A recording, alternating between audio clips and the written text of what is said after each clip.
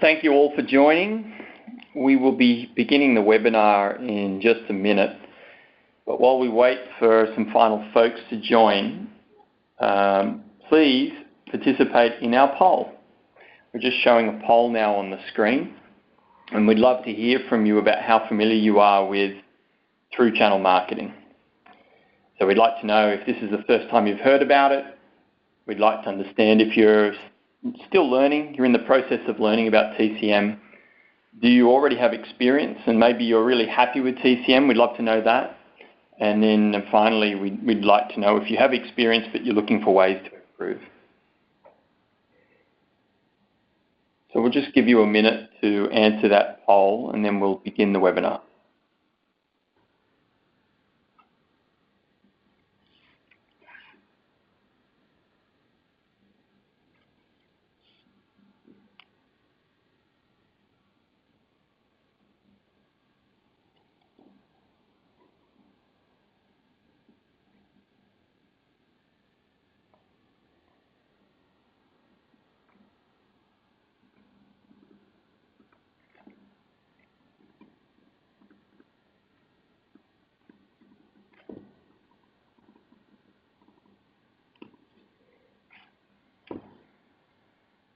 Again, for those just joining the webinar, we're running a quick poll. We'd love to get your feedback before we kick off.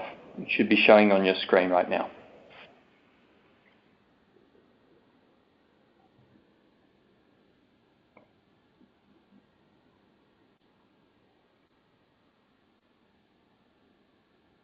Okay, we're about to close the poll.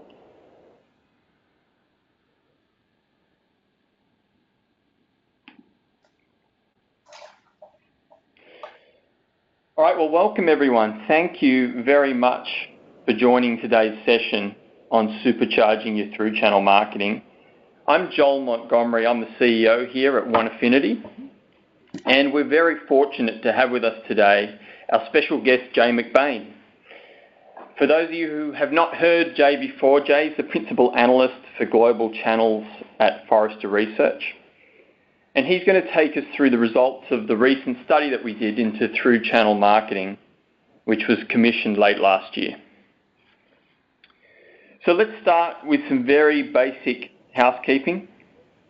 You can ask your questions in the question dialog box throughout the session, and we'll get to them at the end. And yes, for all those wondering, we'll send you a copy of the recording after the end of the call. Now, the results of the poll we just conducted suggest that we have quite a wide range of expertise on this call. I could see that there's about a third of you who are quite new to through channel marketing, but there's more than half that are using through channel marketing and looking for ways to optimize.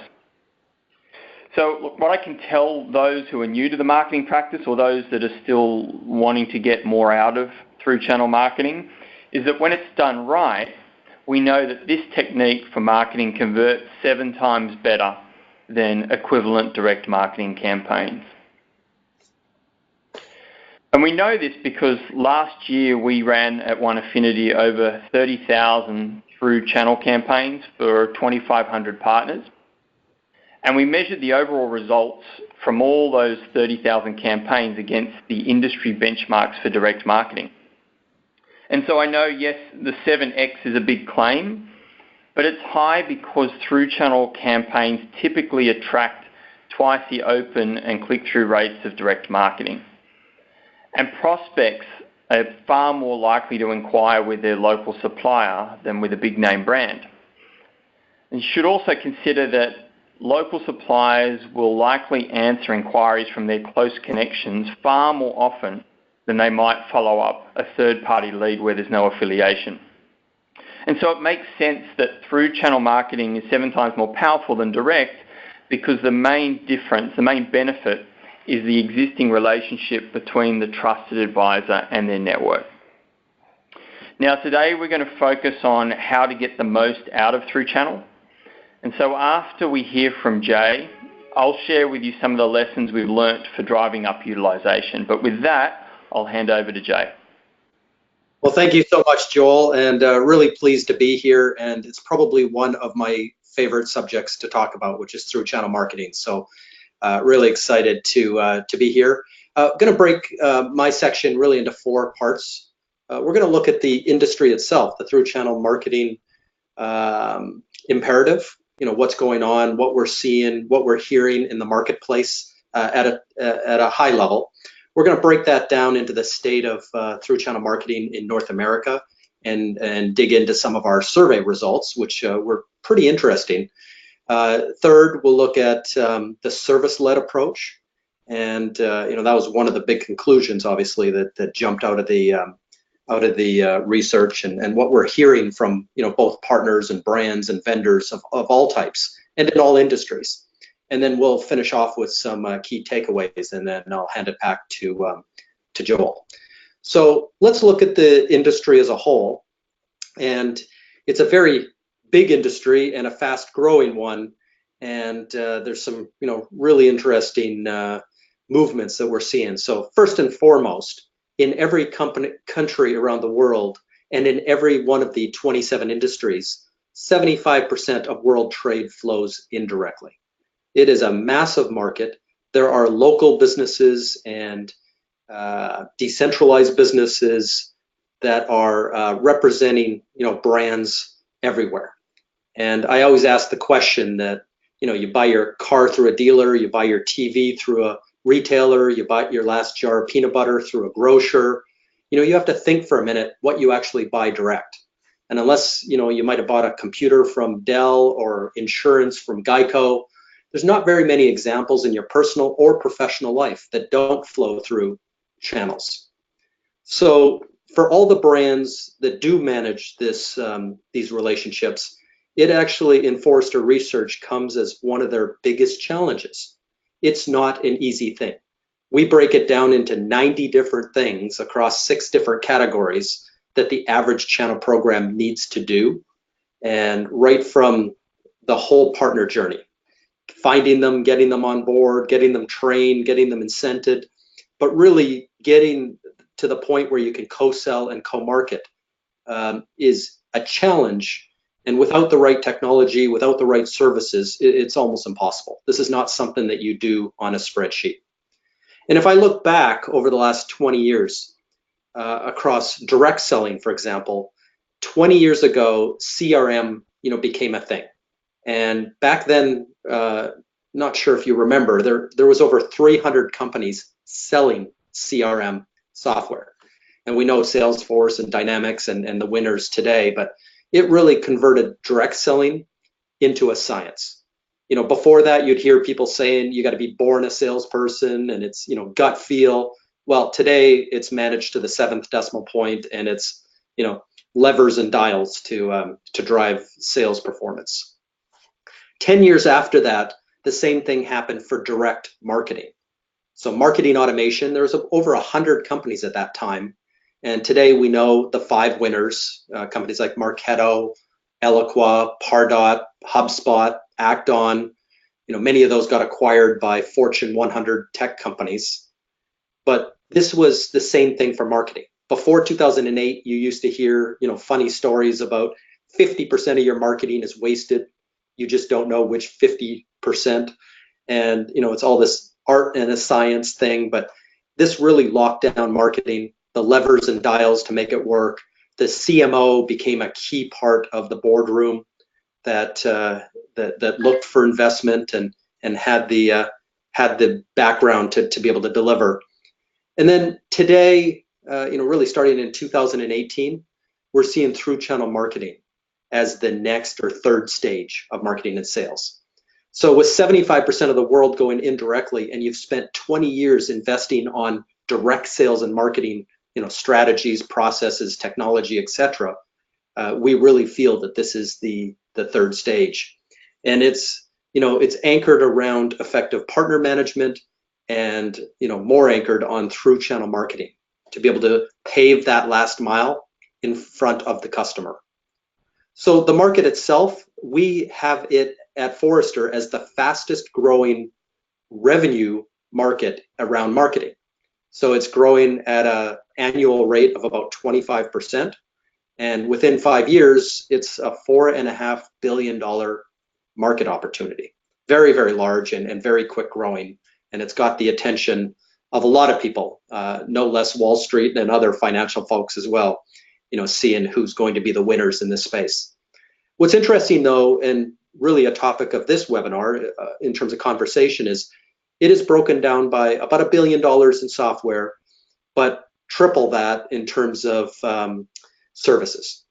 So for every dollar of technology that's purchased, there's $3 of downstream services. And that's, creative services, concierge services, white glove, but there's also technical services, implementing, integrating, securing, making compliant. But it's a big, big opportunity, not just for the companies that are participating, selling technology, but obviously all kinds of services companies that can add value into the stream. So from broader research, we know that partners who leverage vendor content, messaging, branding, demand gen activities in their local markets are growing faster. They're driving more revenue, they're driving more profit. They are the gold level partners in many cases in terms of programs, and they're having success.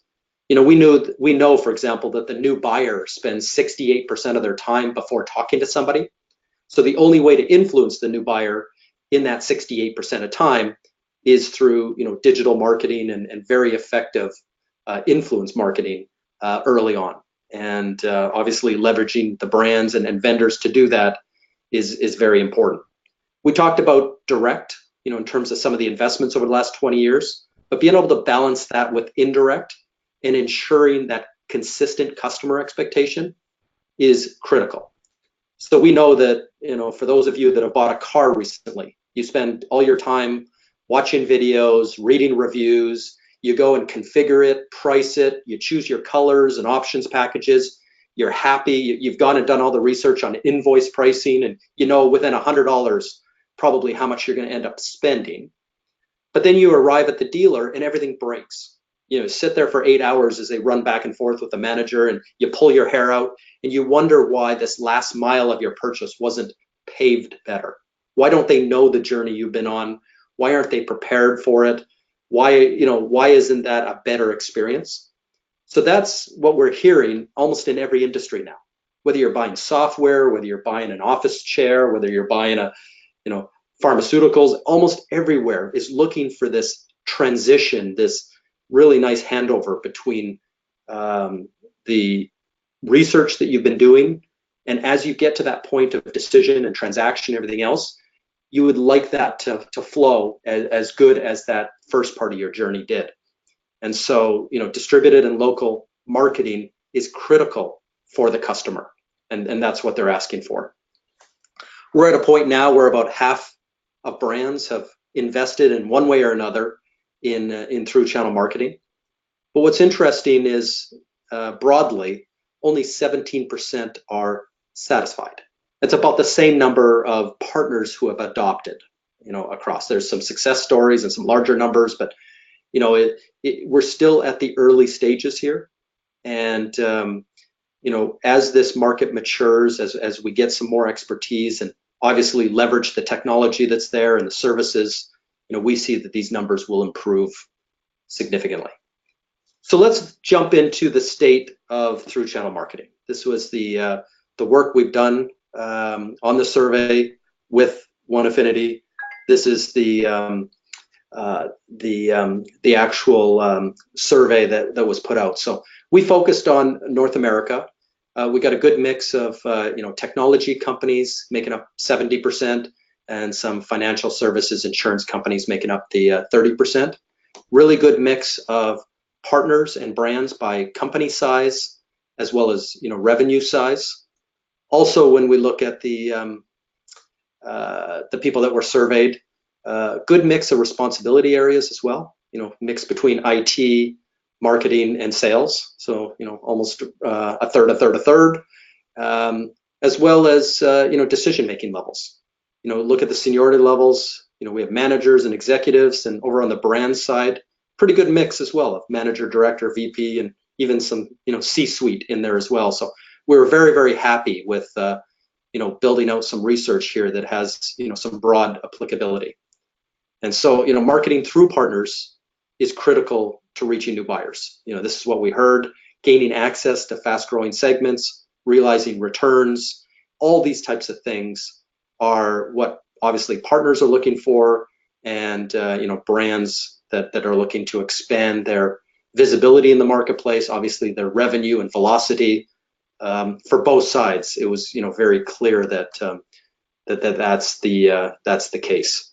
So when we asked in terms of how they're using the tools and how they're investing in terms of brand provided TCMA platforms, it's pretty heavily underutilized. And here you have 12% that are already using and planning to expand usage. A pretty low number. And these are primarily SMB and mid-market focused partners, and these are partners that use the service at least on a weekly basis. So they are more inclined to use TCMA, and we'll see that a little bit later. So when we look at SMB, small and medium business channel partners, they're faced with quite a few challenges. This is not something that might be number one on their list of where they want to spend their time. We've heard from partners and others, when we classify them as do-it-yourselfers versus do it for me or do it on behalf of me. We have 4 different classifications, and in many cases a large number of them fall into that I don't have the time, I don't have the content or materials, I don't have the resources, I don't have the tools available or the automation to be able to do it.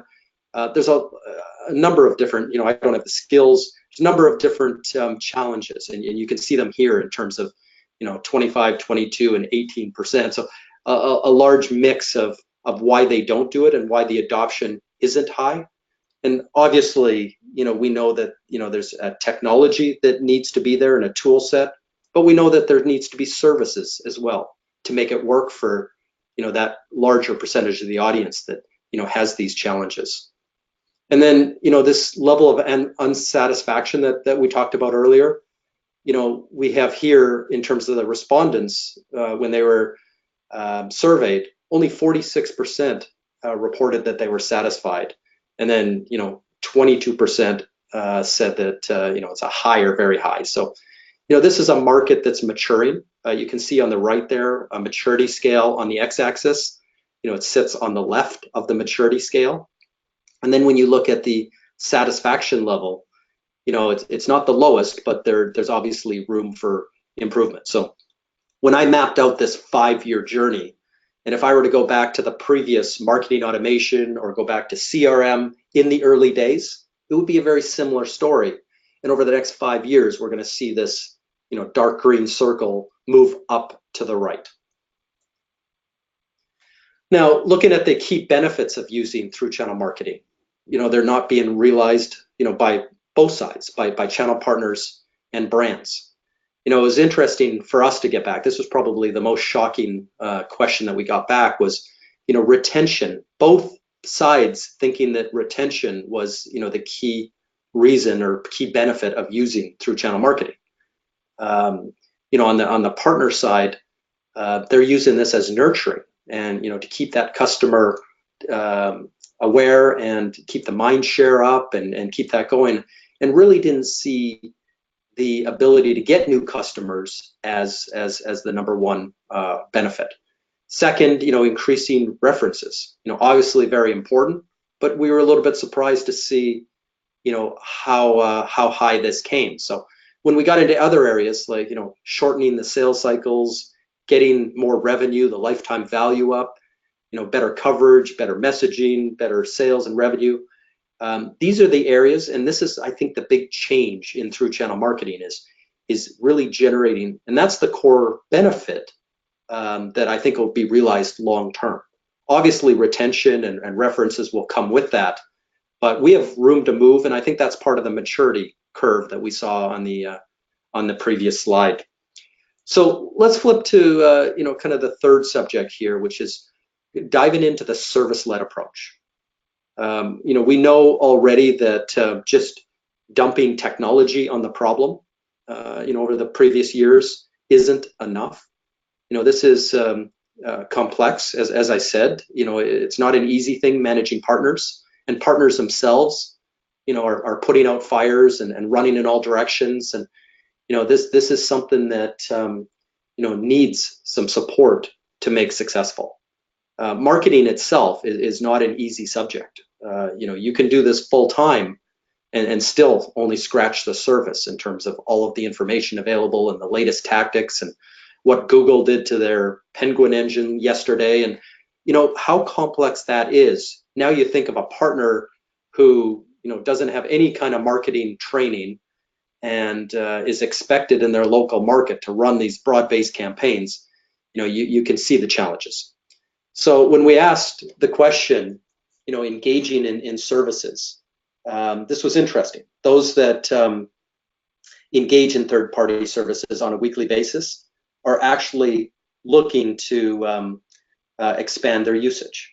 So when I said that there was low adoption earlier, the ones that are engaged and the ones that are actually using third parties or other connected services are actually more enthused. They're more bought in to the benefits. And then you've got a big number here, 69% that are in that kind of piloting stage to get moving. So that was interesting to us. And then we talked a lot about the limited resources, and they need the support. So when we ask them the questions, kind of what are some of the key ways that you encourage the access and usage of TCMA platforms, we got 72% saying that they need the access to reporting and leads. It's got to be easy. Can't take hours and hours out of their day. They need content customized to partner specialty. We're out of the era now of Larry driving around in a white van who's a generalist, who's all things to all people.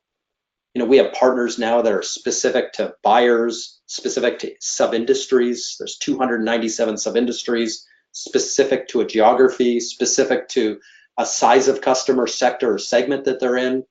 They could be specific to 40 layers of the technology stack or solution that they're focusing on. So when you multiply all that together, there's millions of levels of segmentation and customization. And you can see a big number here in terms of 66% that are looking to drive to that next level of granularity. And then finally, at 65% was the minimal effort and time in using the platforms. Some of these platforms, over the past number of years, and some of them over the past couple of decades, are pretty hard to use. These platforms do a lot. And like I said, marketing is a very wide subject. When you add the third-party marketing on top of that, it's a level of governance and user experience and everything else that you just can't have 500 buttons on the page. It's got to be easy to drag and drop and build campaigns, and to be able to have a UX, user experience, and user interface that can do that is really, really important to those that we surveyed. And then technology and services need to work hand in hand. And this was really the conclusion, is that obviously on the right you've got technology that has this level of mass customization that we've been talking about. You've got to facilitate the workflows and the business logic and everything else. This can't be a human-based effort. There's just not the time and effort on the partner side or the brand side to get every process blocked by humans. So it's got to be highly automated, flexible, self-service, and then uncovering the best opportunity. So it's all about the partner's time. Marketing is one aspect of what they do, but might be one of 20 things that they have to do. They know it's important, but they're also serving their clients, and they're putting out fires like the rest of us are, and it's got to optimize their time, or they're just not going to spend the time. And then on the left, you've got these services, and it's very programmatic. So you've got to minimize the effort for partner setup. It's not a one-time thing. These campaigns, it's not a set it and forget it. For those of you in marketing, you know that it's just a constant evolution, and you're making course corrections, you're layering in new strategies, you're doing A/B testing. So you've got to set it up for this scalability, the repeated part of this. You've got to support the creation of non-branded content. So, these campaigns have to be impartial. Gone are the days where you have a brochure that has 2 logos on the top and is basically a sales pitch for your product that has your partner's logo on it. Again, your partner's much more specialized than that. They're calling on a new buyer who's looking for impartial stuff during the 68% of the time they're on this journey. And it's imperative, it's critical that you're marketing through the partner and helping the customer as opposed to just the product marketing and speeds and feeds that we've had in the past. And finally, you've got to work on the actual co-selling, prioritizing leads, optimizing campaigns, working back and forth to convert these marketing leads into sales qualified leads and obviously into closed business, which drives the ROI and drives the whole magic behind this. So incentives, can be used for a short-term boost. This was another one of the surprising things that came out of the survey. 72% of the respondents came back looking for improved incentive systems to use the platform and use the services. This came in higher than I would have expected, and it tells you, at least in the short term, that a little bit of boost, and whether it's some sort of behavioral boost, a spiff, some sort of rebate, some sort of it could be a cup of coffee. I mean, this is not it could be a Starbucks card for $5. Whatever it is, you've got to juice it a little bit at the beginning, and partners were loud and clear that this was the number one thing that is an upfront barrier. So I thought that was interesting, and it's something to take away that I'm not sure a lot of us knew, that some of them were looking for that little nudge up front. Rather than just being convinced that this is a great thing and it's going to work out in the end, having that nudge up front, at least over the short term, is important. Obviously, the provision of co-branded materials came in as number 2. I expected that to be number 1, but this idea that you're helping the partner build their own brand is another huge trend. They're not just, again, Larry driving around in a white van that has 12 logos on the side. This is not a NASCAR driver anymore. They want to build their own brand. They want to get their own brand, onto Google, onto their own website, in front of customers. And when they win with their brand, you win as a brand because they're pulling you in. And so gone are the days, and I grew up working for a company that looked to get their logo on every van and on the front of every storefront. And now you're really focusing on building their businesses. And then the provision of co-marketing. Again, the ability to use a tool for budgeting, movement of money, easy provisioning. So, building a campaign and be able to link that directly and having that all automated and not have to go through 27 emails and a bunch of approvals and this, that, and the other thing. It's all there. It's systematic. It's automated. So that was interesting, for us to learn. Digital marketing, has to take center stage. I think I made that clear. If 68% of the time your customer is spending before talking to you, you've got to influence them at all stages. If they get to the point of decision and you haven't been part of the conversation, either as a partner or a brand, your chances of winning are, off the map. So you've got to be there: email, online, social, SEO, SEM, syndicated content, microsites. All these different tactics need to be part of the mix. You can see the importance level there in terms of getting there. But you've got to be with the customer for the entire journey, and you've got to map the partner journey during that entire time and really focus up front. And it's important that digital marketing campaigns need to beat off-the-shelf marketing automation solutions. So, what recommendations? Take a two-pronged approach. And, one is through these short-term incentives, which is kind of new thinking, but drive behavior, tweak behavior, get some mind share, and a little bit buy some mind share up front. Don't spend millions of dollars on incentives, but there's some creative things, small money, micropayment type of things that you can do to to drive some of these behaviors, which is good. And then obviously the second prong is the technology and services approach. So it's not about just installing a platform and technology is going to win the day. This is very much a hand-in-glove technology and services play. And for every dollar that brand spends on technology, they'll end up, to be successful, probably spending $3 in terms of the creative, the concierge, the white glove, the technology services, other services to really drive this for those large percent of partners that are in that do it for me and do it on behalf of me category, making it easy and simple. So before I hand it back to Joel, I just want to kind of summarize with 4 key takeaways.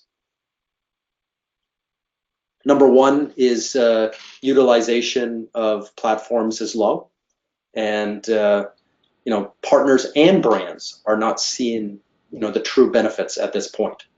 Converting that referral and retention idea into a way to win new business, get new revenue, find new profitable pockets within your localized brands. All this is key. Number two, we know that partners are facing challenges coming at them from every angle in executing marketing campaigns. It's got to be easy. And in some cases, it's got to be highly serviced. It's do it on behalf of them if they don't have the time or resources or skill to do it themselves. 3 is, brands should be encouraging participation with some short-term incentives. And then, as the partners start to realize the value, it's really augmenting that over the long term with a level of services and expertise that can make them successful. So want to thank you very much for kind of walking through the survey as well as the top level approach. And I want to pass it over to Joel, who I know has a bunch of more really, really good advice and content. Thank you, Jay. There's just so much great data and so much to absorb, and I think if you're a channel marketer listening in, you'll agree that this research just really helps to explain a lot about your current marketing tactics with the channel and maybe where you need to think about focusing to get the most results out of channel marketing. Just a reminder to all that you can ask questions of Jay or myself in the questions dialog box on your screen. But as Jay said, before we open to questions, I'd like to leave you all with some questions of your own.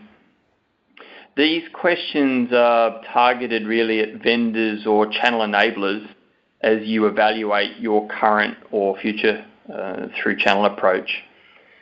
And the first thing we really think you should consider is the partner experience from the perspective of how much effort is required by your partners to take your joint message to market. And you'd be surprised how many vendor marketers we speak to are in the early stages or even in late maturity with platforms that have never actually tried to schedule and send a campaign themselves through one of these platforms. I think that's a really important thing to do to understand the partner experience, and these are really the 4 questions that we think you should get answers to, or answer yourself or get your team to answer around effort and utilization. Firstly, have a think about how much effort it takes for a partner to create and send a campaign. This is the key point. Think of it in terms of how many clicks the partners need to initiate through the process, or how much time they need to spend to get a campaign live. Our data says that there's about 5 minutes per month, which doesn't seem like much at all, but that's the threshold before you'll start to see a significant drop-off in regular participation. You may get a partner to participate once and spend more time, but if you want this to be consistent activity, you have to be thinking about that 5 minutes per month rule. And that gets further complicated when you think about how much customization you want for the partner to be able to send the campaign with their story as well. And as Jay said earlier, this isn't just about the vendor building their brand, getting product demand. This is about the partner being able to build their story, their narrative as well. So remember that your partners do want to sell your products and services, but they want to also position their own specialization. And enabling them to do that in a really easy way is tricky, but critical to drive ongoing utilization. Think about how easy it is for your partners to uncover opportunities and then share these opportunities with their team and track the follow-up. And then related to that, the final point here is how easy is it for the partners to share the results of the leads back with you?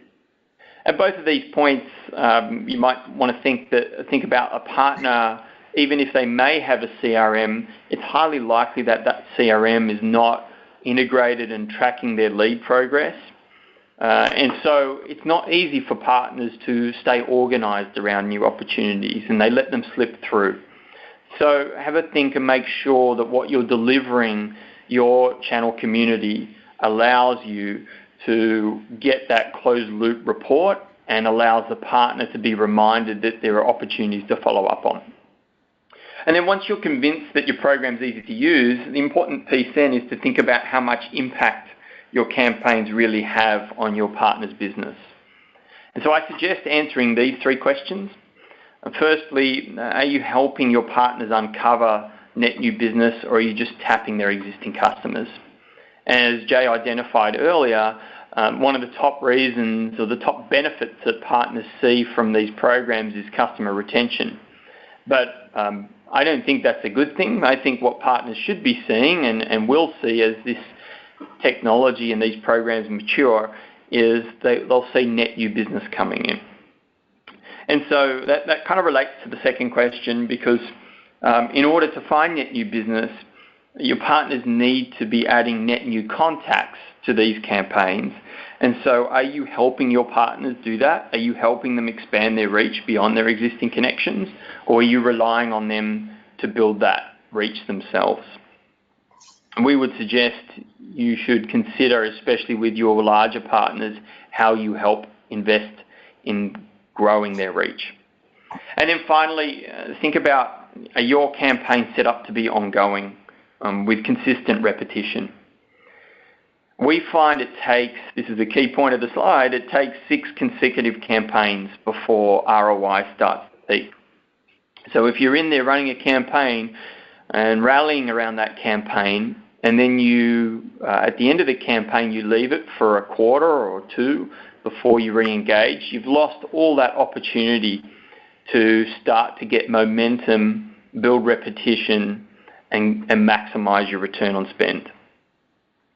So these are all the things that we think about when we consider the optimal service level to apply to through channel marketing. And this is just a visual, an obvious visual that says if you can make your program as impactful as possible and take that consistent effort away from the partners, you're going to drive the highest consistent utilization of your TCM platforms. So on behalf of Jay, myself, and the teams at Forrester Research and One Affinity, really appreciate you attending today's session, and we'll now answer your questions. And we have a few to get through. So Jay, let's start with question number 1. What are the highest utilization rates you see for through channel marketing? Do you have any of those benchmark numbers? Yeah, we do. And it changes by industry and obviously by partner. You know, there's partners that are 100% dedicated to a brand, like think of an automobile dealer, you know, versus a technology partner, which may have, you know, 20 brands and things like that. But we've seen utilization rates, you know, upwards of 50 and 60%. And then, you know, 70 or 80% of these partners are using it regularly. So I don't want to scare people by showing, you know, 17% and 12% and, you know, some lower numbers.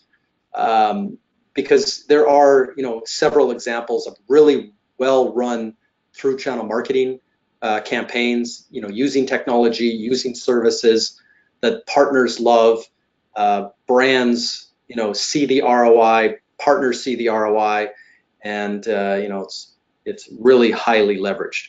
So you know, there are examples of that as well, and that's what we can learn from as well. And those best practices go back into, you know, platforms like yours that that really can scale and amplify these best practices.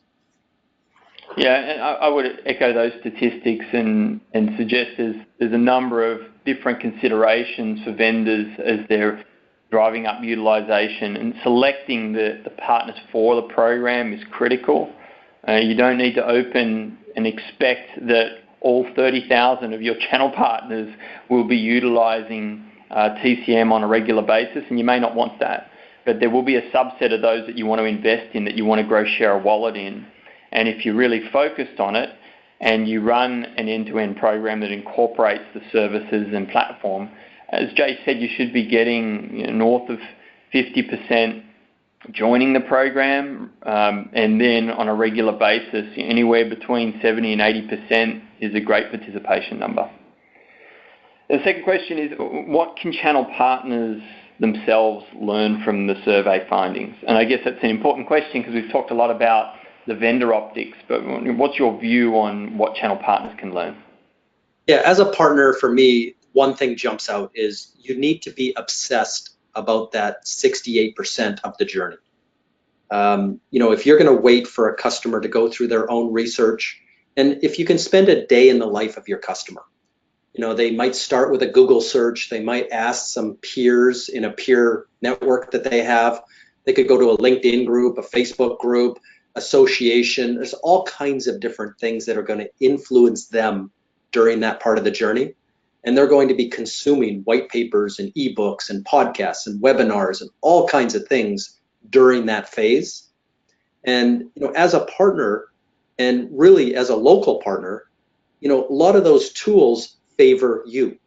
So for example, Google, if you're within 5 miles of that search, organically they're going to put you first because they favor you as a local business as opposed to the national brand. And that national brand might be paying $10 or $20 for that click, and you could pay $2 for that click. Same thing with social networks and others that really start, helping the local business. And if you get obsessed over that part and you influence the customer all through the journey, when they hit that 68%, you get the phone call, you get the person landing on your website, whatever it is, you're ready to pave that last mile through the transaction, right to the point of delivery and servicing them afterwards. So this is the future of partnerships. Through channel marketing is what makes it all work, and that's what I walk away from, after looking at this survey. Yeah, I completely agree with that. And in addition to that, we see, I think a channel partner can think about the results from this as maybe a competitive opportunity, because it becomes clear that a lot of your competitors as a channel partner are not getting the most out of the platform, using it to retain existing customers. There's a clear opportunity as a channel partner to invest in, or take the time to add new contacts. And when you're meeting with people in whatever forum, inviting them to join your monthly blog or your regular market update isn't too complicated, and as long as it stays top of mind and you get your sales folks doing it, you will build a list of prospects, and you will be in an advantageous position compared to your next door neighbor, your next door competitor. And then the other piece that I always see, and we always emphasize with partners, is to follow up. When you see an opportunity, it may not be a BANT lead sitting on your lap ready to go. It may be an engaged user who has spent a lot of time reading up on a particular piece of content that you've posted. It's worth a phone call. It's worth a follow-up. And if you're disciplined with that and take a little bit of time each day to do it, the number of opportunities and appointments you open up is huge. And we see that. That's best practice. There's only a small percentage of customers who are or partners who are proactive enough to turn over every stone, uncover every lead. And if you as a channel partner can be one of those small percentages, you will win. The third question we've got, Jay, are there any GDPR considerations that a vendor should be aware of before marketing through a set of partners? Absolutely. And GDPR, I think, started a trickle effect around the world. The US is now working on a version of their own GDPR, and all aspects around the world, I think, will follow. And really what it does is tightens up, what is something that needed to be tightened up. If you're obsessed about your customer, about 5 years ago, email marketing started to change where, spamming a customer or sending them something out of context, something they didn't ask for, something they didn't sign up for, has, multiple negative effects. One is, they could mark it as spam, and enough customers do that, and you will be blacklisted on every email engine. So you'll never have another email that goes through. Even a viable business-related one will go to the spam folder. The second, part of that is just, picking up lists, buying lists, scraping websites, doing all the, things to build, a really big list, as a tactic. You're going to end up having the opposite effect on a customer. So they'll remember you, and you came in kind of uninvited. And if you ever approach them afterwards, there might be a negative memory. So you're actually doing more harm than good. And that's changed in a big way as well. And just in terms of how a vendor works with a partner, exchanging lists and, passing over, and let's say the vendor buys up a data.com or a Hart Hanks Dun & Bradstreet list and, sorts it by state or by province or by country and sends off a spreadsheet. Those days are gone. And you got to be very careful in terms of who got the actual authorization, and don't let the law lead the way. Don't let a threat of a major multi-million-dollar fine lead your, email strategy. You got to do what's right. And by the way, if you do what's right, you're going to be fully compliant under GDPR and whatever other laws come through other countries. Yeah, as you say, a majority of the audience on the call today is North America. The Canadian anti-spam laws are relatively tight. The California Anti-Spam Act that's going to kick in January is going to take a lot of the concepts from GDPR and start to introduce them into the US. So it's a very topical conversation. I think the beauty of through channel, when you get it right, is you get expressed consent, because the end business, the end user, should already have an existing relationship and have expressed consent with a channel partner. So conceptually, this idea of working through your trusted advisor to end users who are already wanting to engage with that trusted advisor makes a lot of sense in the realm of GDPR. But to emphasize the point you made, we do not believe in or agree to or permit buying lists. We have seen a number of partners try to do it. It is going to very soon in North America be illegal, we believe, and it is now in EMEA and other parts of the world. So lists need to be built organically. There are fairly simple ways to grow reach and to do it in a way that gets expressed consent from end users. If anyone's interested, we can share more documentation on how to do that. But I think the key point around GDPR is how partners grow their reach, and there should be caution around that. Next question, what types of incentives do you feel can be offered to get partners to launch their first campaign?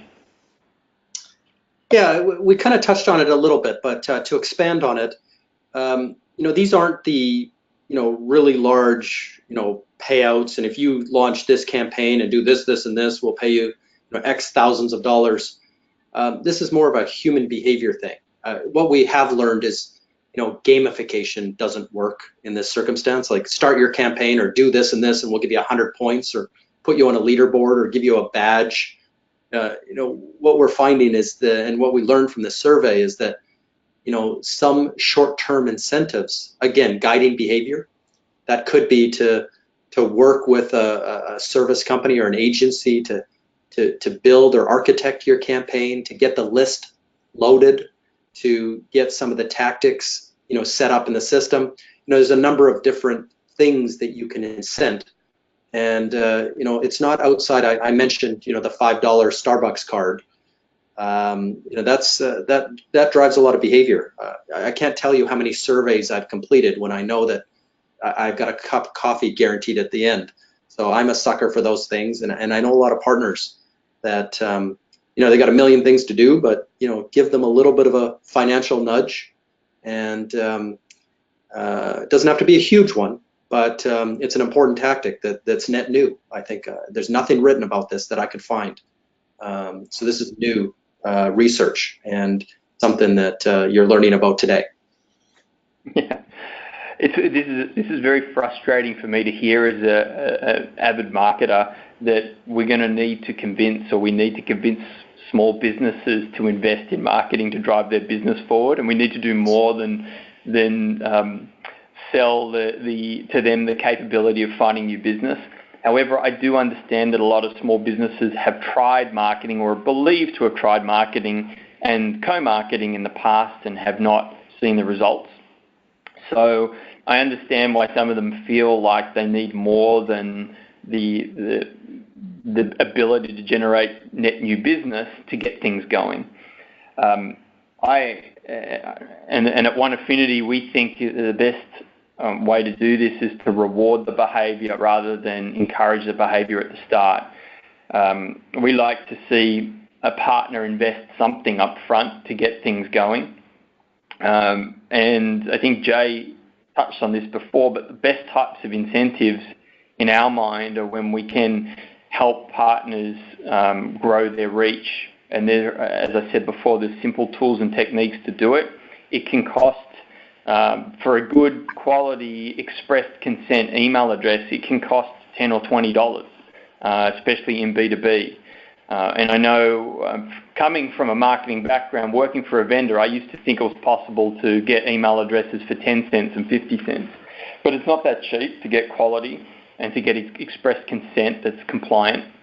So, that 10 to 20 bucks, you think about a partner wanting to grow their reach by 100, that's $1,000 to $2,000 to do. That's not cheap. But getting the partner going with some incentive that gets them net new contacts into their database, for me, could be considered an incentive to get them off and running. And there's another question here. The most pressing weakness from partners is that their database and social following is really bad. Yes. How can you help them? It's a great question, and I think the results of the survey and the results of the research here is that a service-led approach.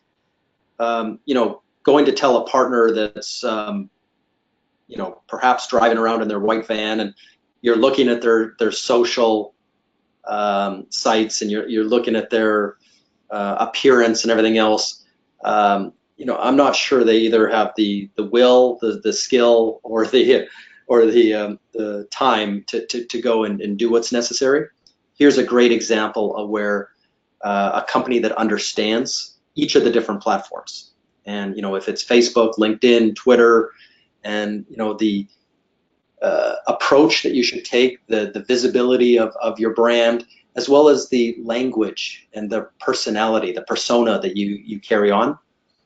This is what experts could come in and do it pretty quickly, and get it at least to a level that wouldn't startle a customer that may have seen some great content and seen some good microsites and syndicated content, and then walk over and see you on another platform and see that you haven't posted in 6 years, and the last time you posted was something personal. And those are the types of things where understanding that marketing is a number of different avenues or vehicles. There could be 12 or 15 of them, making sure that they're all up at that same level, and that there's that continuity between it. Is definitely a services-led approach. Yeah, I'm just making some notes here, because if I look across the 2,500 partners that we work with each month, when a partner really needs to have 200 subscribers, or at least 100 followers on social before you start to get meaningful engagements that convert into opportunities. And partners that, I guess the only extra bit to add into what Jay said is that I think there's two elements. A partner sometimes holds back and will tell the vendor that they don't have enough to add in to the campaign. I think the reason that happens sometimes is they don't necessarily entirely trust where they're providing this information to. Are they sharing this with the vendor or a distributor, and what's going to happen to that information? We see a lot of partners early on start with a very small list, and then once they see that the campaigns work, then they all of a sudden, guess what? They've got 200 or 300 or 400 more that they can add. So I think there's a trust element there, and they have to not only trust and see value, but they need to be able to find the time to do it. And that is that whole impact effort equation. If they think there's value in this program that you're offering them, and they feel like it's going to help them grow their business, they'll put the effort in and do the amount of work required, and they may require an agency to help them. But I think once you overcome the trust issue and their return on time, all of a sudden you'll start to see the lists grow. Final question, I think.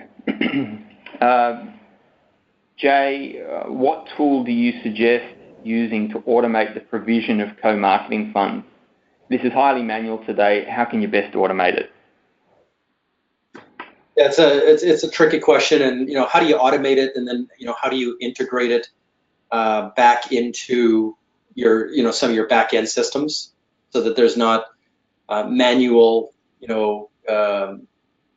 additions on both sides and human error and everything else. For example, I would say One Affinity would be a great place to start. And they're built, in kind of a stack and a lot of integrations that, build into some of these financial tools. The CFO and others are going to be very, very interested in terms of how this happens, and that there's not double payments, overpayments, that there's proof of performance, that there's, controls and governance over fraud. So yes, it has to be systematic and programmatic.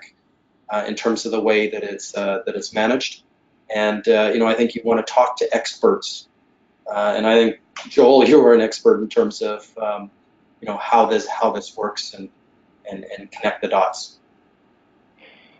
Yeah, thanks, Jay. We'll definitely talk to you later about various options. We did get one more question in, and I realise we've only got 3 minutes to go. So the final question that we just had come in was about how products like Marketo and HubSpot affect this. Our experience is the enterprise partners won't use our tools because they believe theirs are more sophisticated. Jay, do you want to quickly answer that? I've definitely got an answer to it. Yeah, and by the way, we talk to these companies often. Marketo and Eloqua and HubSpot and Acton and Pardot. And a lot of the discussions are what the differences are in terms of what through channel marketing automation and marketing automation. The ability to govern and scale, not only the content and messaging, but the campaigns and the financial piece that we just talked about, and all of the different workflow and logic that goes between that. Isn't possible from a direct marketing automation platform, and having that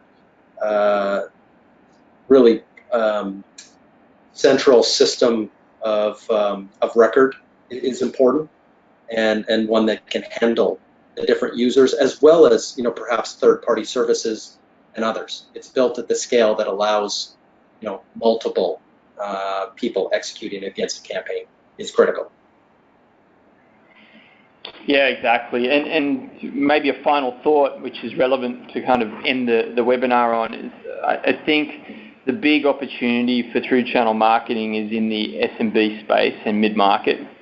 And what you'll find is channel partners at that size are unlikely to have their own marketing automation set up. And they usually employ 8 staff and have a part-time marketer, or the head of sales is also the head of marketing. And so when you think about your opportunity in through channel, if you are dealing with the biggest partners in the US, they will likely be highly resourced, have large marketing teams and an existing schedule, as well as technology like in the question. If you can go into the mid-market space and the SMB space and start activating those partners on TCM, you will find they do not have a marketing team, they do not have sophisticated marketing tools, and their databases will be relatively untapped. So our recommendation and our philosophy is that that's the real opportunity for growing utilisation of TCM.